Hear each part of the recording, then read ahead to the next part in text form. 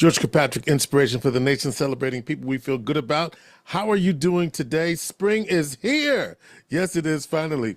Of course, Inspiration for the Nation is brought to you by the United Indian Nation, owners of Turning Stone Enterprises, on enterprises.com for more information about the great events happening throughout all of their properties. And we're so grateful that they've been a great partner with Inspiration for the Nation for the last few years. So how are you doing today? Are you doing all right? We've got a great show for you as usual. We got a special guest coming up. We'll tell you about that in just a few moments. But in our second hour, we'll be talking with Syracusean London lad.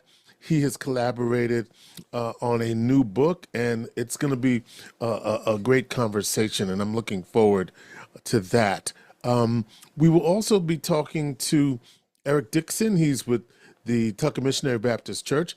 Let me remind you that the Tucker Missionary Baptist Church will be having its Full Life Festival from April 8th through the 10th.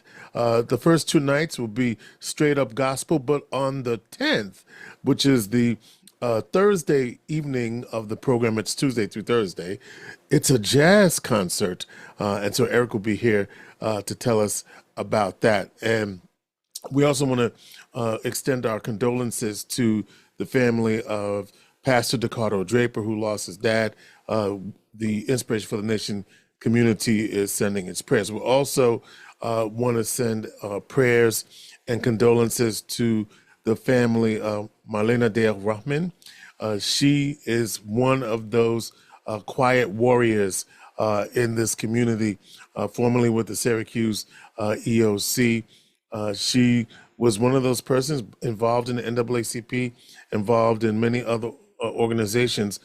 She and Ali would show up all the time to do the work necessary in this community. So to Selena, Ileana, and Najee, and of course, Ali, we know that your mother contributed so much to this community.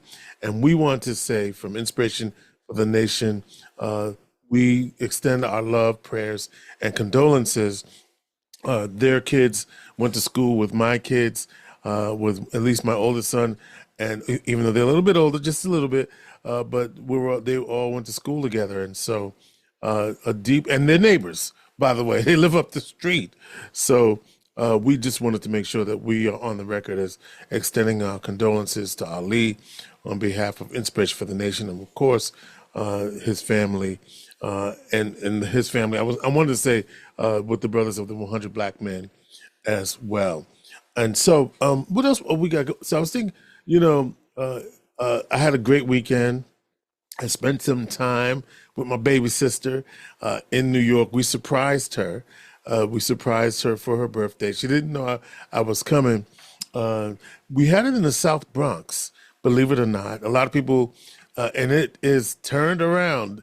It was 138th Street, Bruckner Boulevard. So if you're a New Yorker, you know what you went to a party where, and you left. Okay, it's changed significantly.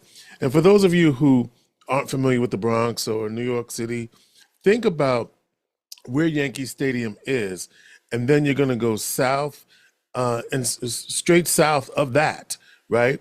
Technically, so if you think about it, Yankee Stadium, 161st Street. And this building was on 138th Street. So I know that's too much detail. But anyway, we had a great time with my baby sister. It's a legacy, right? Because she's always doing things for other people, giving them parties and giving them shout outs. And you know where she got that from? She got that from my mother. My mother could throw a party on a dime. And one of our favorite stories, my sister and I, our favorite stories is that we went to visit my dad. They were divorced. We went to visit my dad, and we left. It could have been sometime in the afternoon, 1, 2 o'clock. And there was just want you to know, when we left to go visit him, there was no mention of a party or there's just no mention of it. It's about 1, 2 o'clock in the afternoon. By the time we got home, I don't know, was it 7, 8 o'clock? There was streamers, a DJ, a band, food, and a cake in just that short a period of time. And my sister and I said, what would be really funny if Mom had a party? We opened the door, And I don't even know who these people were. Who are these people? We didn't know them. Who are these people? Where did they come from? A house full of people, or an apartment full of people by New York City standards. Where'd they come from? That just all of a sudden they're in the house. And my mother was kind of quite a character. So she loved her numbers. And I don't mean the New York lottery numbers, right? So they play the numbers, right? Y'all know, I'm telling her, and I love her. So she came to Syracuse. Now, let me just tell you how far removed I am from this culture, right? Do you know she came to Syracuse and found the number hole? I didn't know that this existed. And Chief Cecil, chill out if you're listening. I didn't even know this existed. But she found the number hole in Syracuse and played the numbers here. I don't know where it is. I don't know, but somebody took her there.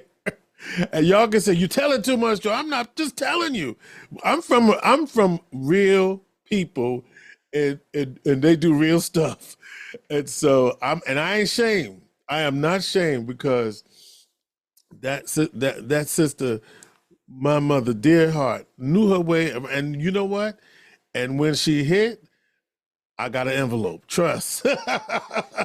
She was very generous. My father, they didn't get along, earlier on, but they got along later. But one of the things he always said about her is that if she had a quarter, she'd give you $1. If she had a quarter, hear what I'm saying? If she had a quarter, she would give you $1. So I'm thinking about my mom. We lost her in April of 2020 due to COVID.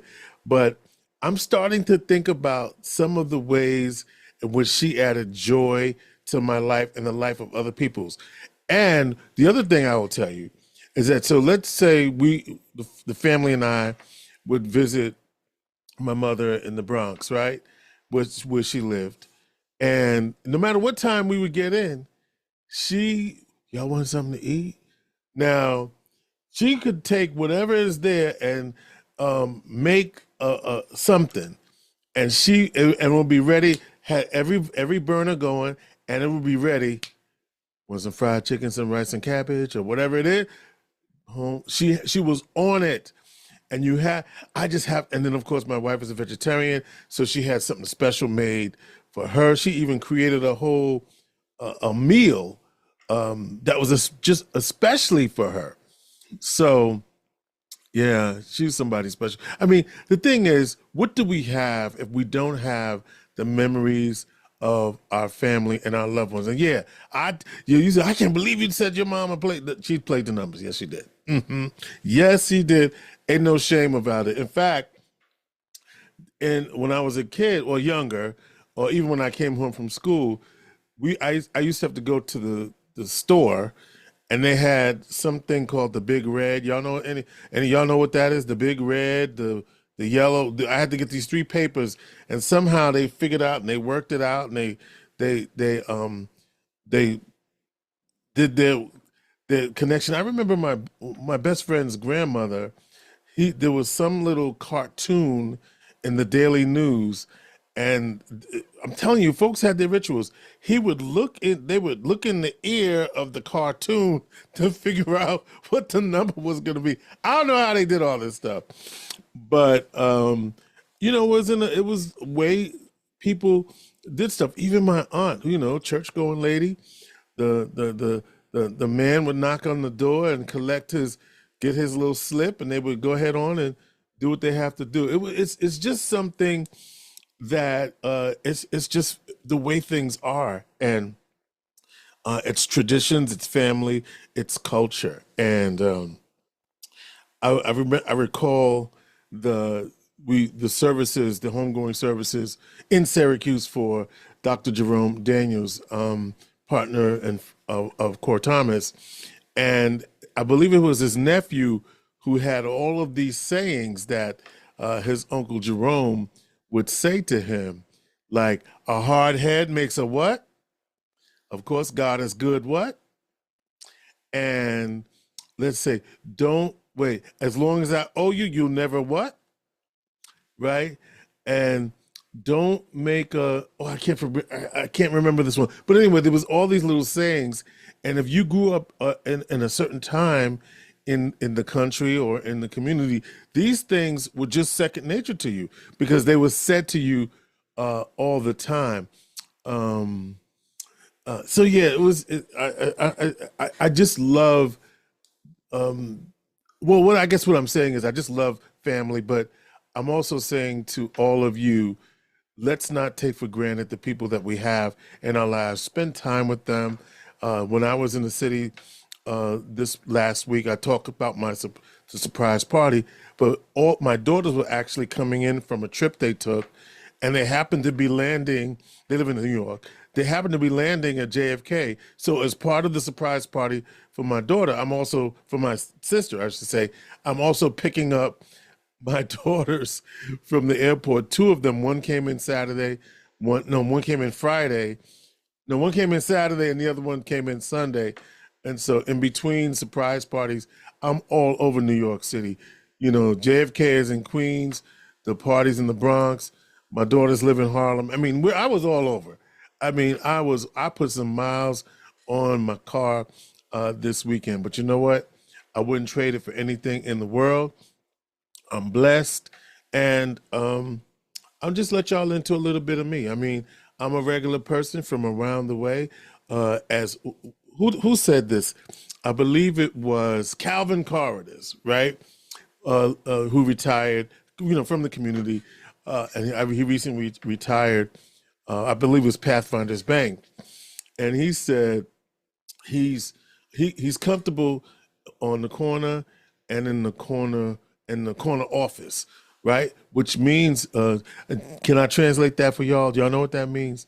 That means that he's familiar, and I think that part of who we are, that ability to adapt, that ability to be conversant across different cultures, different stratas within our culture is something that I cherish, and it's a beautiful thing. There's something magical about who we are as a people, the references that we have, and we come from all different walks of life, right? But there's certain things, and that's why I certainly appreciate the Black church tradition. I know all people are welcome and all of that, but there's just something about, you know, what that tradition for me, it speaks to me, and there's nothing else like it, right? And look, I believe that everybody should be able to worship in an experience that speaks to them. You go to somewhere else that isn't steeped in that tradition, bless you, God bless you. But I tell you what, I know what I need, and sometimes I need mother, mother so and so to go, right? Okay, so I appreciate that. I don't went off. I didn't went off today, but I love you and I appreciate you. And you know what else? What else I got to tell y'all? Oh yes, the don't let me forget, Michelle.